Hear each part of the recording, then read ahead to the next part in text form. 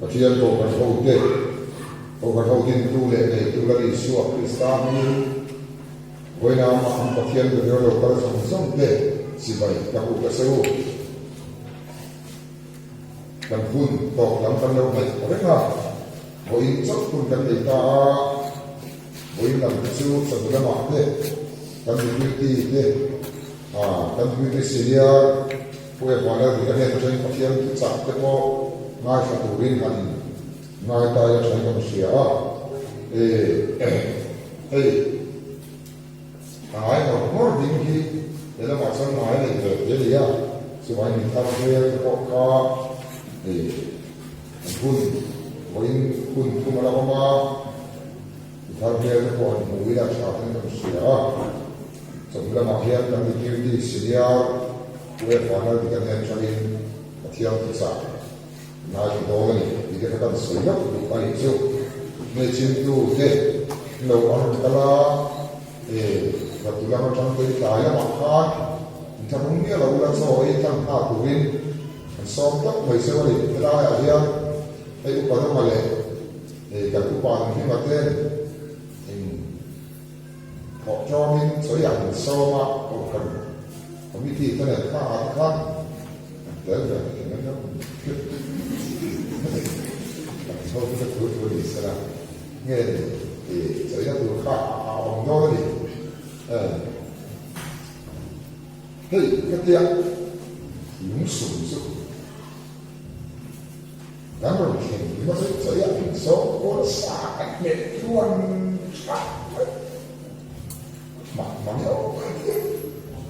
mà nếu mình sẽ thật mà nếu cái của chúng ta là mà sẽ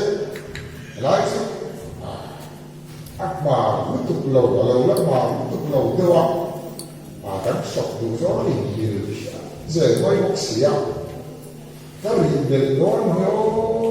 ka ti in ngai ko na sa ko ke zi ta mai ma ni lockdown sun kha ke sar ka la so ta ei ke ke zi ka pa ya tu la so ke zi ka so le te mo ka quintal lệ tầm như thế gì người khác có vợ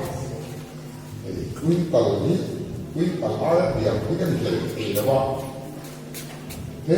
mình cần cảm nhận cái con đầu thế đúng này đúng sùng kia mình bị khó lâu rồi hết có cái gì à quý thầy sẽ thì ai cùng việc thì có sao thì có biết là cái quý dễ mày bóc xì ăn ngon lắm thì hết mà đâu con hoàng đánh thị các mấy anh việc khác thì không biết làm sao mới đầu tiếp quy là anh làm được bao nhiêu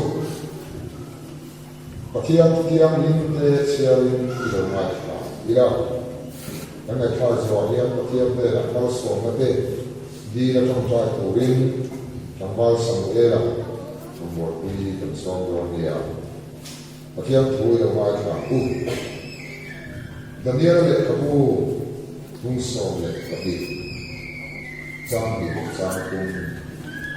Daniel bung so bị trang bị trang cung đi làm gì nó tắm tập lấy vay của tâm hi của cái số anh đâu chẳng cả anh trên các số tập đoàn đó trên các giá lệ tập đoàn cũng chỉ có đó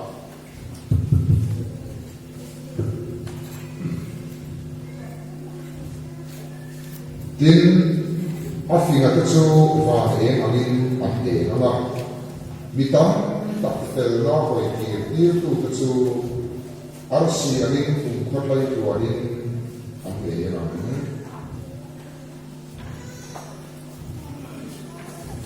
rom o pati pai na ya ko cham sin cha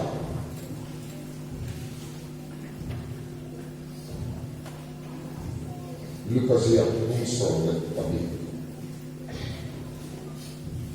Luca bung sorle tabi za sorle tabi za sorle tabi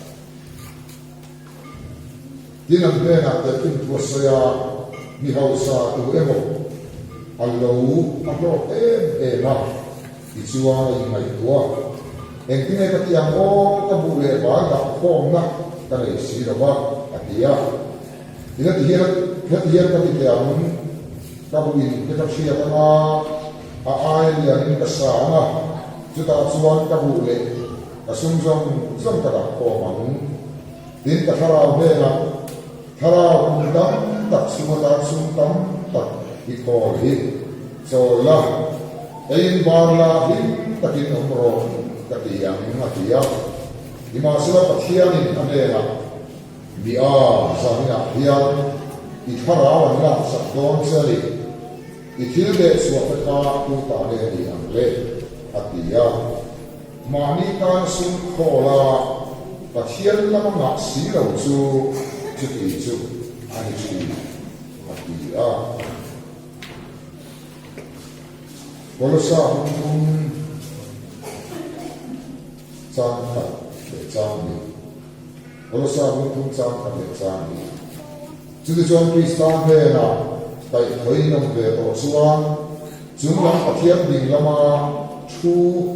Kristus om na akhir om itu zomaru, jumlah akhir om tuan injuru, patru lihat akhir om tuan lovin. Hebraim sobe pakat jang sambil kali jang sambil baru Hebraim sobe pakat jang sambil kali jang sambil baru kali nai Moses suat lalu bikin Tuhan Faro fadwa fapafo adu talawa rela uteta suat mahin pui ai suat akiam ni kene nanti tudak tuan kami soka Krista amu sina chu ai utarang ro ki ai chuan sumro puizo ka arwata longman pe tu chu athi sina wa in tu kan sia pro kan za pa no so sa se wa sa de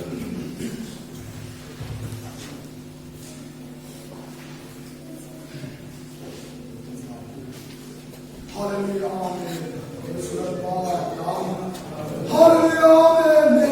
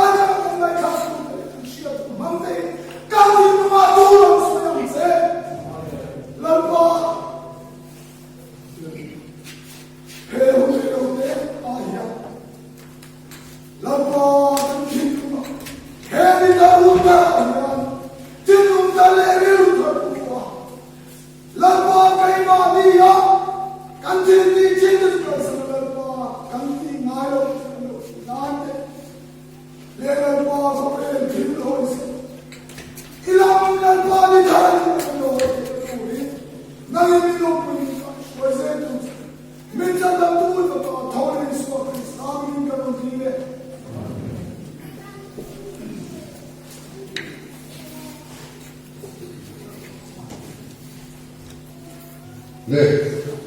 William Patiang tu, ngai thau le den boss chu, kan thu ya chuan, lo yi chuan, mi hau sa kap te tin tu asya kan, ato ka na chuan, ma ni pa na na, Patiang lam na si lo chu, tu tiang ni chu, atia. Kata yi chuan trong tam, Patiang lam na di kha, kan thu yi tu le. Patiang lama lalu Yesus itu hidup kita orang tersebut tidak entah ya lelah mahir nak jual harus saya cek kau jual lagi minzir tidak ada wahnya masa kian rokok tu wahnya Patiang lama kian ngakuri minzir tidak cik ada sebab và nó có ngả hiện thực quỷ hiến lệ mà và thiện khi nó sẽ mà thế cái kia riêng nó thắng thì nó có hay gì anh biết giờ kan dia chuan ông răng cái sợi thế à rít nó kan ti ông quý giờ sinh là chuan mu thei lo la ka thil oma ri lu ka fa rít nó kan ti chu liền sinh nó ông quý giờ ka chu ani ka ri a tin đâu có là chuan rồi mu ri a chu tu lai của nó thì na ina ro quý nó kan la chan tu ne chuan để hin thama ka ro lo pa dia ko mu ri a chuan no tu lai của nó thì na ina ro quý nó kan la chan tu ne chuan để hin thama ka ro lo pa dia và chỉ là để hình hula ắt chân tu ra cả à phía nào đi xuống他谁他了俺老我才参过em đã老了人陪见了为什么人妈妈的把钱嘛的个地主哪年了为什么em话的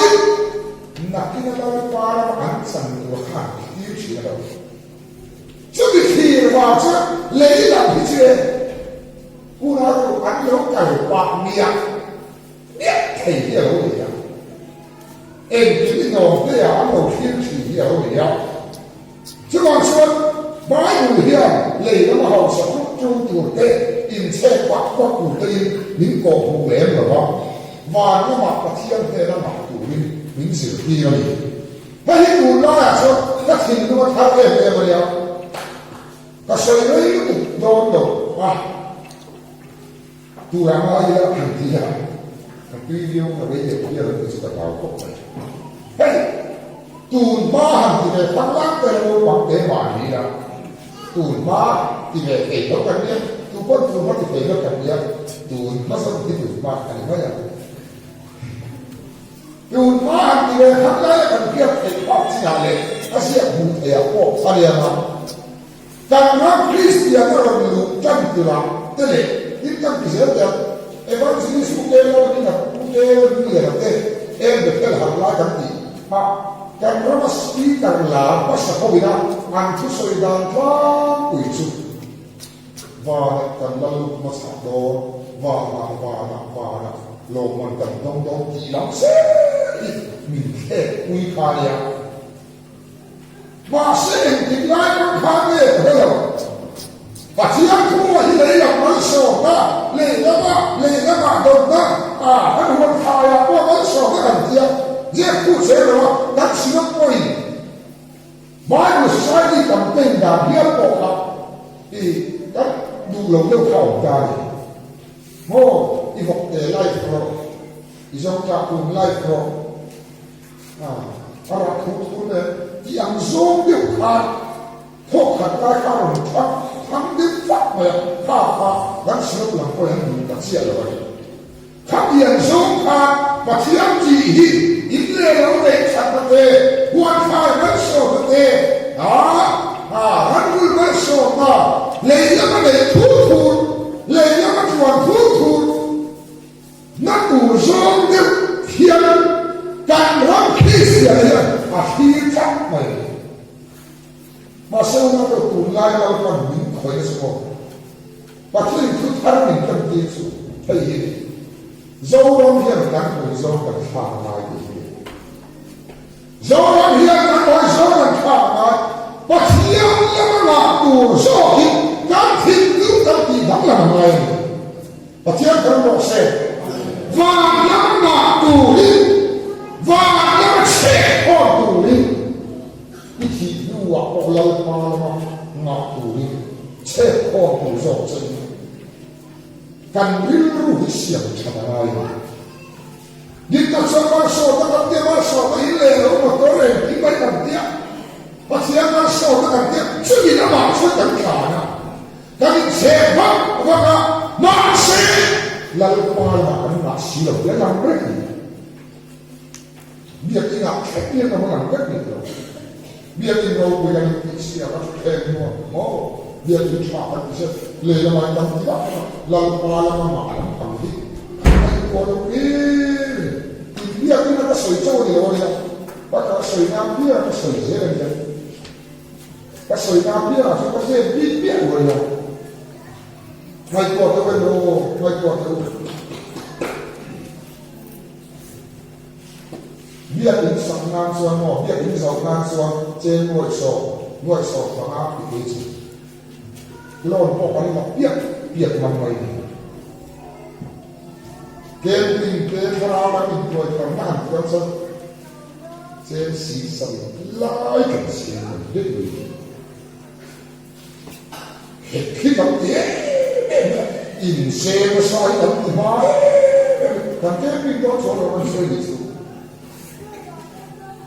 thằng nào làm thiếu của hơn qua mà cho nên mày nha thằng nào có một cái người có phát triển sân bộ in xe nó đi cả mình thì mai mà lấy ra mà sân bộ hết thấy ta xem bút về anh ta xem một bác lãng qua lãng ngạc thì là cái này của họ lấy ra mà hiện tu mà tu biết in cha tu một tổ này mà họ có anh chẳng xem sự lãng qua lãng ngạc thì là cái nó còn tốt rồi đấy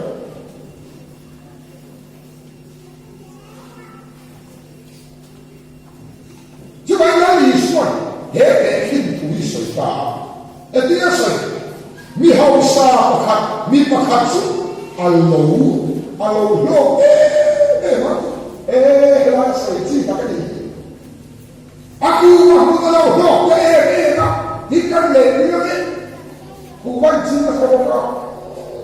có hoa là lo đấy mà đi ra thì ta đi ra thì các bụi để khát đó các xe để khát đó biết cái gì không nghe các bụi để khát sao các xe để khát sao kia isu sao ta ada khát biết mình các xe để mình sao đã số hết hiện tại kia khara cùng tâm các bạn thiên tâm cái xe bỏ đi chú hoàng xuống hạ đâm lạc rồi là đây ba là mua rộ các tỷ lệ hay gì đó mà sẽ để cái đầu tiên cả và khi nó trong màu sắc cái đó là gì mi mai cần phải là đâu để sự mi sáng nhà dân nhưng nằm là sạch rồi ít khi để cho giống cho các cụ bà của mẹ và khi nó biết una persona lì sẽ là cái gì chút điểm đi chút mà đi cái mà lớn qua cái mà xí đầu đi chút điểm đi chẳng đi anh cái gì đó nè ngày tu ngày lâu in tết ngày tu ngày lâu rắm thêm nào đâu ăn ấm cười đó làm sao được việc này in trả được việc này một con trả được việc này mà sẽ anh này tôi ra này thẹn to lâu tôi là hít ao chịu đó ifan đã cùng ngô ifan đã đầu con cùng ngô anh đồng này đồng lọt vì này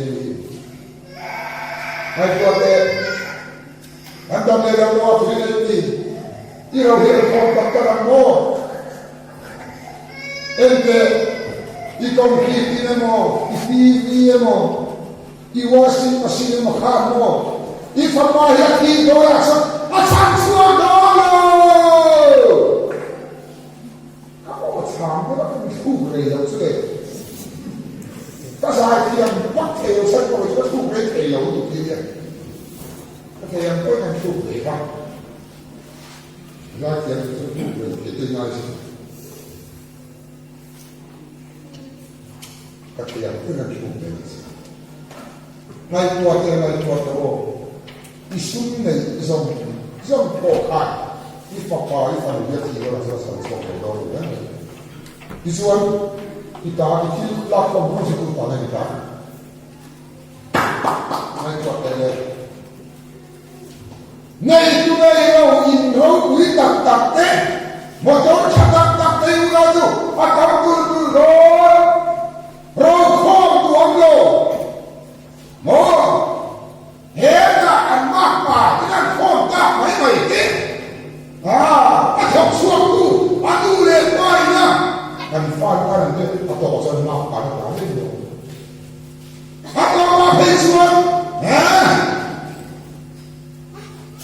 ini lah itu yang dimana itu这样子啊人把那写了书这样说按我的这里说你说你说谁说按你的我口按你说哪个我都bila muhau sadak tak masih mo muhau sadak tak anile loro witak tak mo an mani di senjom tak tak ina an san tolo aro kong tu tu ong tolo kutia kual mai mai koi ong fu to mai就是这个战国马尼达可突突了我只要那么西了这战国就做给我跟你说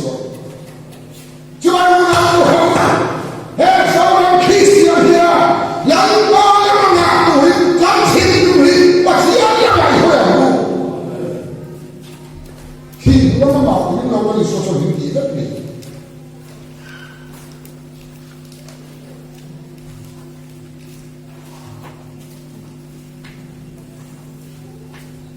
我来说，我的那是也是，苦答应马的没多去那说，我嘞是应该用去那苦，苦答应没多去那说，我都答应没多去那说，一切不都听你的我嘞，把天平有的时候会干的了我嘞，我好那都是听的呢。Rita itu sih ni, bagian dari siapa ni ni? Lalu itu atau siapa ni yang yang cari kamu? Ingat waktu lalu pagi ini mai ni kan? Ini lu ingat waktu itu? Engai aku itu tak boleh tiang,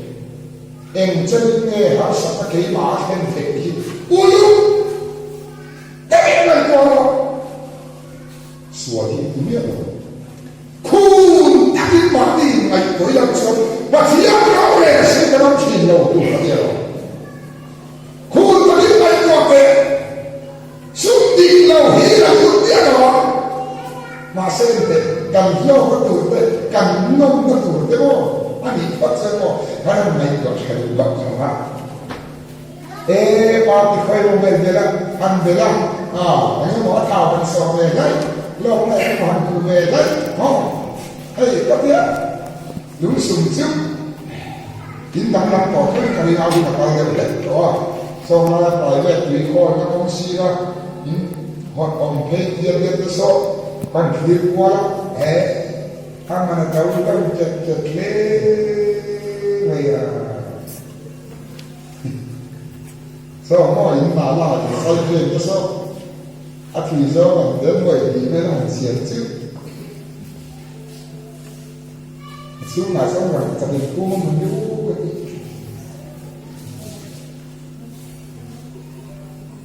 cái lúc gì mà hiểu ngắt nghe lấy mà hình máu bắt cần mà là mà là sao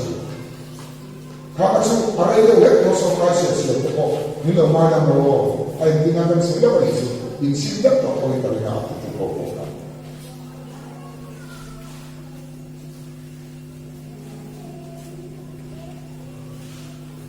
ngay tua cái u, ít tiền tập tập lối luôn, ít xuống này các mô, mà tôi trả cái mô, những trả cái mô này mô, ít tiền lấy đó mà đi à, thì các chuyện không biết ra nó không đẹp, chúng ta bảo cả xây dựng, cái này cũng phải biết không này, nó không đẹp, thế là hiện bây giờ là phun của anh là hiện, rồi cái chuyện chỉ là phun của anh, rồi các bạn phun ra cái nhiều em phải là ra rồi em ra đi thêm phịch chân để đấy mà ama đi làm rong lòng nên kết hợp sau đó tôi nói sau đó sự em lâu rồi mà sẽ ăn phun phá ra rồi cho lâu đi duan chứ mà đằng này lâu ra nha thiệt và chạy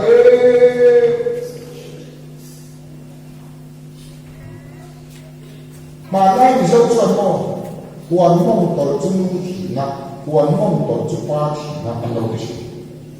chứ cái này là cái gì hoàn chung thì nặng không thì tốt mà cả cái số chốc mà đi chứ mà sao chúng ta vậy đâu cái đầu tiên cái lệ đầu tiên khôn của ông mặc đầu tiên đi khảo số kia là khi các bạn đi cái lệ phải đi khảo số kia và lắm mà số thì một cái điều hiện rồi sẽ chứ các bạn lấy gì gì cái tự sự cái bộ hình cái kia mà trong suy chấp cái mà suy của người ta sẽ những lâu nay thật sự rất phải trong tiền dốc tiền cái bối tù hoa hàng người ta các bạn thiếu cái suy là mất xả xuống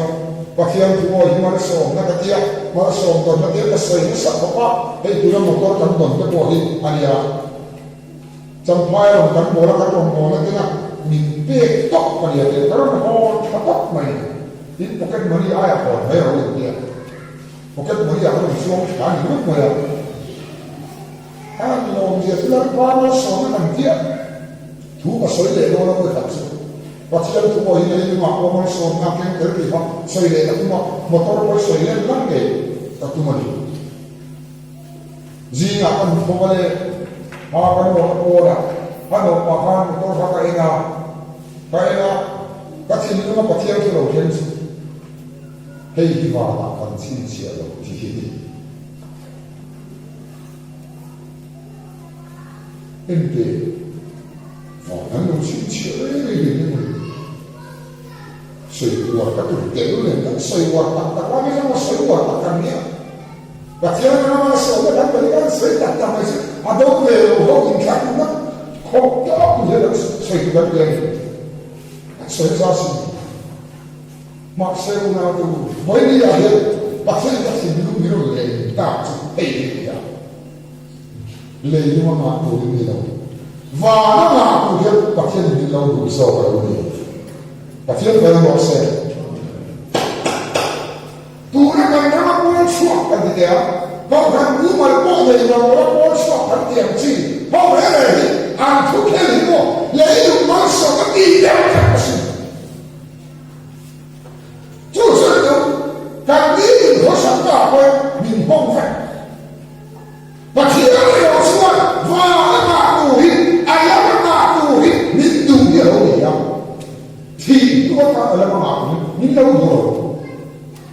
chút đâu sống của mình chứ nói là gì sao sao vậy thì và nó cái cảm giác để nó lên và nó cái cảm giác để nó là gì sao sao chung như cái chuyện nó mà sao mình để là cái gì chung như cái chuyện nó mà sao mình là nó thì theo mà đi lấy cái mà sao để chúng ta mình lên dùng số mà đấy ăn xuống với nó mình xuống con biết chụp hậu số đâu này lấy ra nó mình ăn không mà chút gì ăn sẽ xoay qua nó bảo ơi mình lên thế nào rồi hết cả cái sáng đó vẫn được đi và nó bị hậu sa và thêm nó bị hậu sa cũng vậy và thành cũng là thì nó làm đâu mà phải rồi in huân nó phải là cái vấn đề gì chứ in huân nó sẽ ổn đô là nó phải làm cả phải đi ổn đô là để lâu mình liền cái nó mình theo nó đủ các định mình thấy theo mình bao nhiêu vấn đề sự áo chỗ rồi mà xem thì nó đi số xoay là quên và nó phải làm nó hết rồi và nó chuẩn bị liền cái gì và nó chuẩn bị để nó bị phát trong này chứ còn trong mô hình sự đi đâu thế bảo sao không và nó lụt cho khi là không biết là đâu và hiện bị liền thì là đúng nó là lý do nó không có xe và nó lụt thành cho thì là đúng rồi và nó hiện bị liền thì là đúng chứ sao là đúng đâu có gì mẫu xe thì nó lại xa đến nó sân vào cảm xúc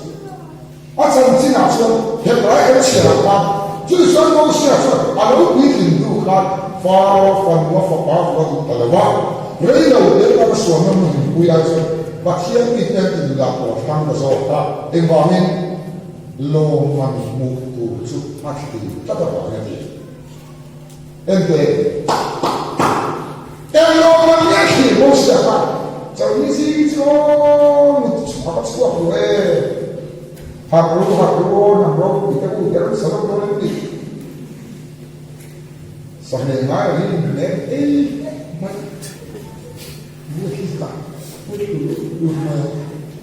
Kalau kita siap, kita kiri pohon juga. Ya, ni orang ni kacang teruk bisa. Ni orang ni. Mau siapa? Faham fan lo fapa buat ni ha. Nol tak saya saja. Acan kita orang biasa. Ini aku lalu lalu semua yang betul. How tu ni nak tahu? Orang ni nak tahu tak? How sak nak tahu tak? Joy mau nak tahu tak? Faham apa? Ni kuat tak se? Lalu masih tu sebenarnya ni. Lo mandam tu hidup. Kairis. Lalu dia pun, lalu kalau, orang mereka tapi sekarang masuk rumah lalu, tapi tu macam ni. Visi ni ber kami hidup varig,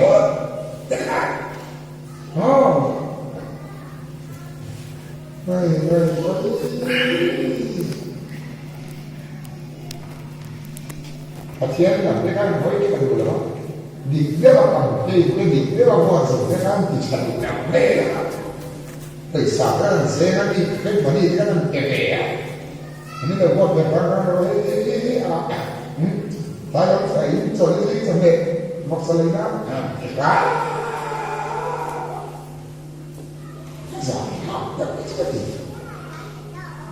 Dan visual baru kami buat, okey boleh jadi dari bawah. Jadi masalah itu, jadi asal itu, dia sampai bawah. Important beliau kantor kalkulus. Mau solusi ni, apa yang bukan apa? Faham apa apa? No, saya lawan dia. Lawan dia, lawan apa dia? Rawi apa dia? Hausa apa dia? Tulai apa dia? Aku tahu dia apa. Masih susah banyak tu. Loman dia tu sudah banyak. Loman, lihat ini masih ada tu lawan dia. Lihat manusia sampai dia. Israel faham, aku tahu yang kau suka hansyawam syawam kalera kumsum ni jualan kala helkop na dan apa nak motor nak dorda orang syawam sila, han helkop kan siapa tu terap han helkop thong thar orang syawam kala ikan kumsum ni deh, apa dia? Kalera apa dia? Orang dia berbeza apa? Aku ni masih jauh. Aku itu akan Israel. Lalu kita kemudian semua maya malu, hausa, masih ada. Manusia yang lawan itu, aci dua yang mulai panen, miro video macam ciaran. Baik malu orang yang manusia berkawan orang aci dua. Hei orang, lalu disuati orang. 咩有能得翻後人，而說你不好處哦。那你說你剃骨頭，剃大骨位，而說肉沒胃口，沒兩個人。他問你你來是誰？他說我了，你說你是誰？他說你是。哈利路亞，你來了，我來你呀，你哪裡去？看我們。我想啊，我哪有就这样听住了，我天听住，这玩意什么的，谁用它？晚上跟做配的很好用，晚上天把天的眼睛这个怎么理？这个怎么理？这晚上，晚上冷多水对吗？咱们阿边水仙都有，如果要是这时候你说嫩那天那米个的地了，对不对？嘿，我的， 참남 된 위에요. 참남 와롱간 우주한 가동 와롱간 가동 막세 헤디야 로마네 우리히노고 눈만 티만이 가이디고 주미가수 아디미 카나마리스 예이 바베 한 그렇게 살려고 이쪽으로 주말로 Kalau aku coba-coba ente biasa lungfa cumi luma an mami mingzia kape ya ya hai kuna tu barang kan sama sama dia ya ketika saya var ansi kape ya dia dari awal aku hal dia saya afin kesukaan dia kami nanti nama minta felna hoi Ibu itu arsi yang mana kita ni boleh Haleluya. Bahkan dia pun ayat dia dia kalau boleh tu. Apa dia? Karena mau tu dia kau timbuk wala kau timbuk soalnya itu dia pun kan mau itu. Afin itu semua dia dia. Jadi arsi yang itu dia minta felna hoi beautiful ngai ba dise dali so ni chan na dia ha do de lo i so so da ma so wa hai da ya ma se wa pa ar si na wa ma e ku so no minta felna hoi beautiful da si na ita de ai ji na do chang do su ka dia han chang sin pa chi pi de da dia跟你说起来的，哎呦，那个你无所谓的，哦，你讲那个咱我老爸老母拍咩，咱老我这个你的儿子啊，都你到你讲的吧，啥个意思？阿爸你话，这话说你是哪里归？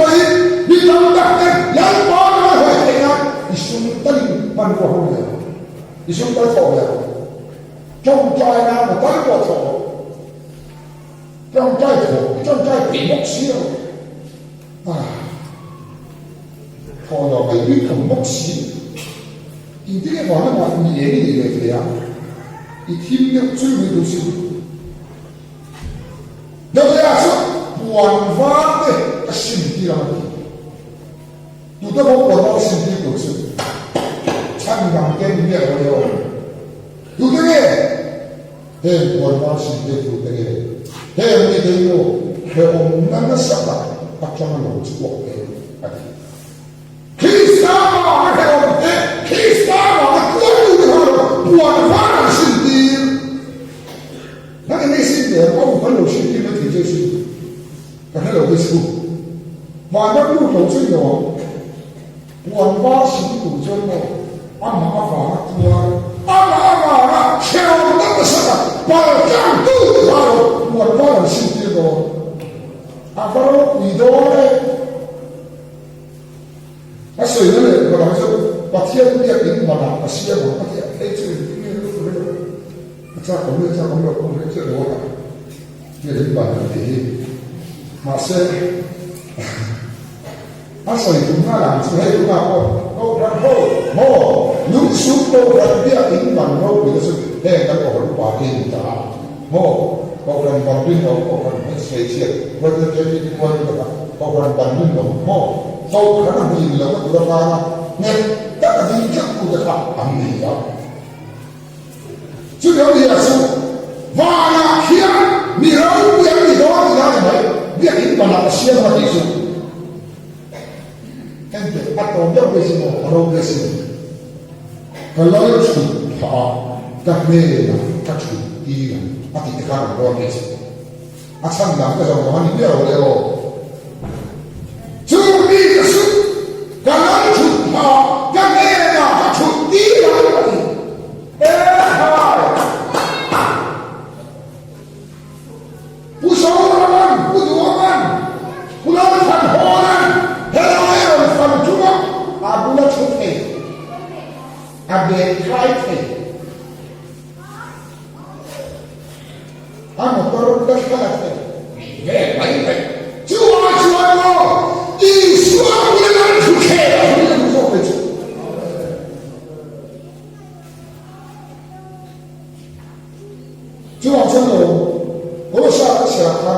lấy đâu thì là mặc cho in riu mặc đầu là một chung là một thì ông mặc cho in riu mặc cắt rồi thì và khi anh mặc rồi chẳng đồng cái lò bằng một điều à thì lò bằng thế à thua cái lò bằng thế tua xe là cái lò bằng thế cha tu cái lò bằng thế bắn tập đồng tu ông chứ vì đâu tu sớm chúng là mặc cho in riu thật vô tiền nó về đây là mất cái gì anh này về là một cái trang phá này của các học sinh về đó thì mất cả đấy là cái gì thì có cái sự mà Krista là Krista đó trong thế là chúng ta cái gì áo cũng cái gì và tiền cầu cái này là có cái này sắp đó là gì thế các bạn tiền cầu sửa sự và tiền cầu và cho nó phải khác sẽ có lẽ được có cái sự ra gì à em tệ và nó để nó khó là ý xưa đó chủ thế là hành chủ đó sẽ có lẽ được có cái lỗ hành về sẵn về cái này ra không ấy nghe là kẻ và thiên cả em tí này không có cái gì là ăn bằng tiền mà à dân đã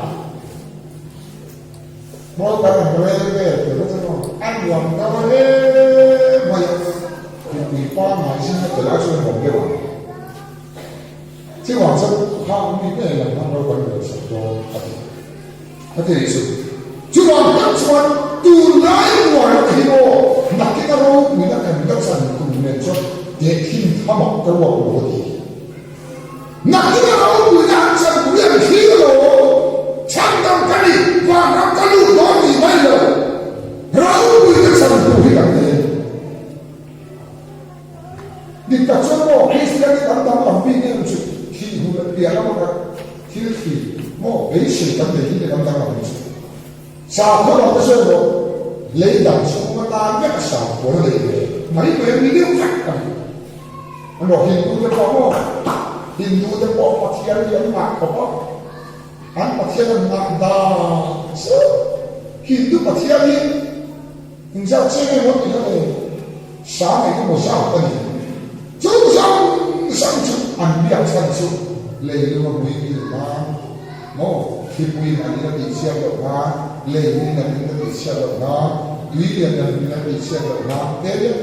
và xem thế India nó đi Hindu ram nó Central India nó Hindu ram ya quý anh nó có sai ở đây là gì á vì sao ram đấy chứ mà quý anh nó có về một đấy để mà đi đâu nào à chẳng phải đấy là anh khuyên liền á anh tuân về tổng thể anh tuân là chút một người của con để biết chút mấy à đi làm gì nữa sẽ nói số khác để chút mấy à đủ chân tập chút đi chơi về á mặc xe anh tuân chưa hết có thể sao có đang để tôi nói nó lấy dùng ham sống cái này ngang nhất gì anh tập thể hình được và thể hình cái Islam là Islam sẽ tiến về tiến công quá sẽ tiến về lấy nó mà sao nó lấy nó mà qua mà sáng đầu chúng ta cho cái gì và thiên nó mà sao lấy số cái gì cái này cho chúng ta có ít tiền nó kia mục tiêu là nó mà phụ đi thì nó mà phụ đi lâu qua mà tắm cả chết không phụ đi cần lâu gì xuân khi mà chúng ta cùng với việc kể xuôi lấy ra mặt đất mà lồng lấy và nó mà không rồi thì nó bị buông cần lấy đua nó thế trang nó sửa nó thế lấy ra cái phản sửa nó thế phản sân rồi lâu qua chúng nó thì nó bảo sẽ tìm chữ rút mắt các chỗ ác thì khác khi mà tụi hậu lưu tụi xiên rồi tin cái số một số này và khi là tụi mình sẽ hỏi ta cũng sẽ thiên mà tụi mình trồng trái lần qua bị sinh đằng chân sức cũng sống sống như thế chẳng nào vào anh cũng sống việc có thể đi đến số chỗ bị sinh đằng sức tối để áp xuống cùng giặc xuồng đóng cố một trong phía thăm lích của người làm việc Oma. Pulut tayo may tuwa. Ay tuwa. Hallelujah. So ima, ang fauci. Lei na mga mga sino ni kami yang di mahalong siya. Sumasagot pa, inama ibe kasi ako. Longan ibe ko pang takilang ka. So hindi cuma lei nun bang siya ba? Vagama biru dapat tayo tawaran ng ihaklayang siya. Ito sa akin nagkakakak. Lalu ba ako at yung buong Kristo nagtipin sa bansa. And give it out before the young so Kristo ang nagtipin. Amen. Vagama at yung suwan sa iraw ni Suyo which the Lord had long isuwa mga eleksyon na leza ay may pagkaw. Vagama ni Lene also at ang parang buwas sa yung ipa. Kaya po ba yan ang parang? Wow.